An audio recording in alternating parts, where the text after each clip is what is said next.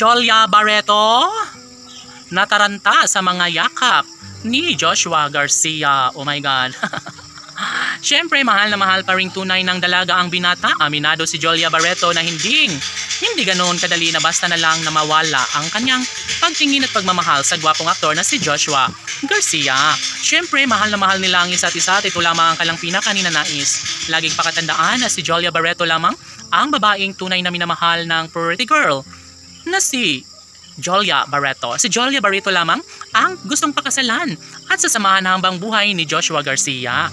Kaya kahit ano pa ang paninira ng mga bashers sa Joshua Love Team, ay hanggang doon na lang umano sila dahil walang kasiguraduhan na tuluyang kalimutan nila ang sumpaang nagbibigay kilig at pag-asa sa lahat. Si Jolia Barreto lamang ang isa sa pinakamahalagang babaeng gustong sasamahan hanggang dulo ni Joshua Garcia. Kaya kung ano man ang mga minimiting negatibo laban sa relasyon ng Joshua Love Team, ang mga bashers ay hanggang doon na lamang at never umano sila na magtatagumpay kahit kailan. Ay kaya kahit ano pa ang sasabihin ng mga bashers, sana'y diringgin ng taong bayan ang relasyong tunay ng dalaga at binata. Of course, mananatili umano ang isang pagmamahalang nagbibigay kilig at pag-asa sa taong bayan. Tanging pag-asa para kay Jolia Barreto at Joshua Garcia ay ang kanilang sumpaan na maipagpapatuloy na maibahagi ang isang magandang pagkakataon tungo sa pagkakatuluyang matagal ng hinangad ng taong bayan. Si Joshua Garcia lamang ang lalaking porsigido na pakasalan si Jolia Barreto. Kaya kahit sasabihin nilang hindi umano sila bagay na magkatuluyan ni Joshua at Jolia, well, wala na umano silang magagawa, hanggang doon na lamang umano sila.